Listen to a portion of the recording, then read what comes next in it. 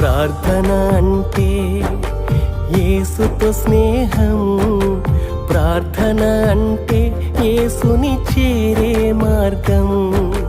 ప్రార్థన అంటే యేసుతో స్నేహం, ప్రార్థన అంటే యేసుని చేరే మార్గం. పరిస్థితులను మార్చేది, పైకి లేవనెత్తేది, పరిస్థితులను మార్చేది, పైకి లేవనెత్తేది, అభిషేకంతో నింపి ఆశీర్వదించేది, అభిషేకంతో నింపి ఆశీర్వదించేది. ప్రార్థన ప్రార్థన ప్రార్థన, నిన్ను పరమునకు చేర్చునది ప్రార్థన.